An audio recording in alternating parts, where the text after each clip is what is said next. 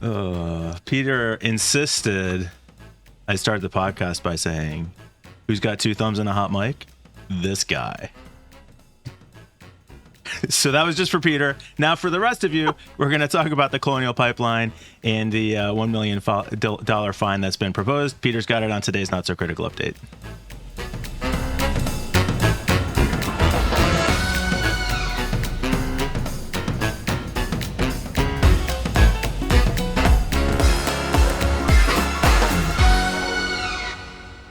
Thanks, Mike. And yes, every time we talk about hot mic and is my mic muted and mic discipline and stuff, I cannot get enough of that joke because he's called Mike and I just find it and anyway, hot apparently. Right. Well, you just said he's talking about this big not recording sign and he's like, okay, so the rule is as usual, it's hot mic, blah blah blah. And I was like, I know that in the back of his mind, every time he says hot mic, he's just thinking, yeah. Not the back of my mind. Nah. But go ahead. All right, so let's do this story. It's kind of cool. It's actually fantastic. And it's not a lot of money, but the US is proposing $1 million fine for the Colonial Pipeline, who, if you remember, guys, because you're following along, I know, shut down because of a cyber attack. I think it was late last year. Their sales stuff got hacked, and then they decided to stop selling oil, and it was a big deal. They knew about this before, and they've been warned about this situation before. And what's happened is that they're getting fined for being shit and for not doing basic cybersecurity preparations, and they're actually having to take real responsibility for not being better prepared, and I love it. Well, not real responsibility. Yeah, I know, but it's just the question in the right direction. is, well, having gone down was a pretty big punishment, right? They presumably lost a lot of money by having to shut down for the time that they shut down. The fine could just be a cost of doing business, drop in the bucket compared to their normal revenues for violating this. It's a regulatory compliance fine. They didn't take care of this thing that they should have, like you said. But if not for the actual outage costing them money, not following the regulations and paying $1 million fine is probably nothing to them. Well, it's the first time that I've seen a company get fined like this myself, because there's so far, I don't remember times when I've seen a company be actually fined retroactively for not being better prepared. Well, I mean, that's what you see with HIPAA violations, right? It's a slightly different context. You're being fined for the violation, not just for the regulatory compliance to failure to protect yourself. And to be fair, if they hadn't had the outage, likely no regulatory commission would have noticed, because regulations in the U.S. suck and nobody's enforcing them unless they're forced to. So they, if not for the outage, they probably would have just slid under the radar and not fixed any of this anyway. I'm kind of hoping this is like with the GDPR fines, right? They weren't very much when they first came out, and now they're in the billions. It's kind of I don't see it going that way at all. No. Okay. Well, I mean, it could be with the FTC if they were like, "Hey, we can make some money from all these idiots that are not being better prepared."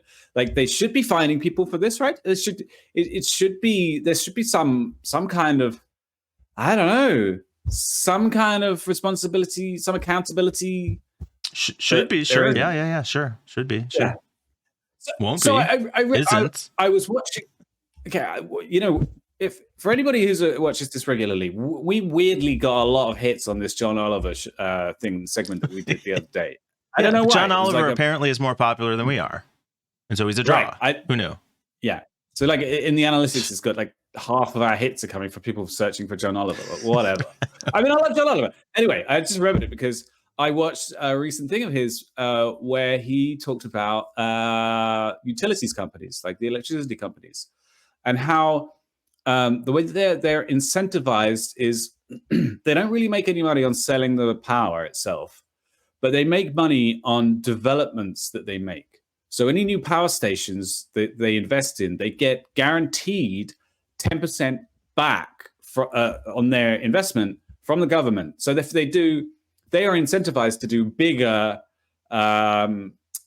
scale projects because that's where they earn their money. But then those projects go over budget, and then they don't get finished, and it goes from like 1.5 billion to 7 billion, and nobody gives a shit because they're earning their money, and yeah.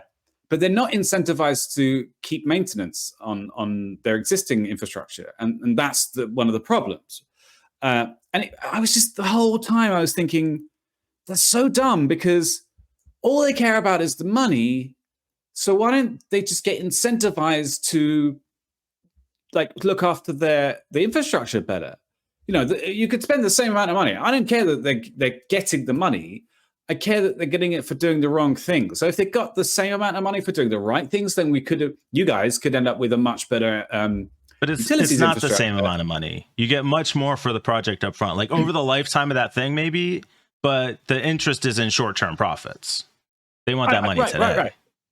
Right. So my point is that they were incentivized for the wrong thing. If they were incentivized to maintain their infrastructure, then the same amount of money could go into their pockets. But then you would have a safe. Apparently, it's like 17. But it's not the same amount of money. Like ultimately, maybe. But you're talking about money over 10 years of maintenance versus money over 1 year of a project. Like you're right. It's got the wrong incentive. That's how capitalism works. Obviously. Right. But yeah, anyway. So my point is to do with the cyber attacks.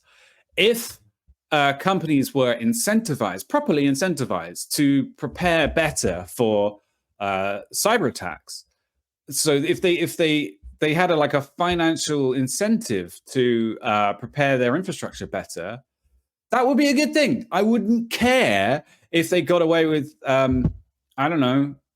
other things. Yeah, but it's not going to come from fines. It would have to come from it's more profitable to take care of your stuff and not have these problems, or your company's going to be worth more on the stock market, or you're going to see less retaliation from your shareholders for doing it. Those incentives just don't exist. Or put people in prison, I think, is the other thing. I mean, that's a very hairy thing to suggest.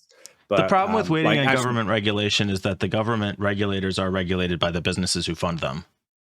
Yeah, right. So yeah. To step back would now be a good time, since we have over the past 30 days gotten so much traffic from searches related to John Oliver. Would now be a good time to announce our official rebranding as yesterday's John Oliver's Last Week Tonight podcast. The entire show is just going to be talking about whatever John Oliver talked about the day before.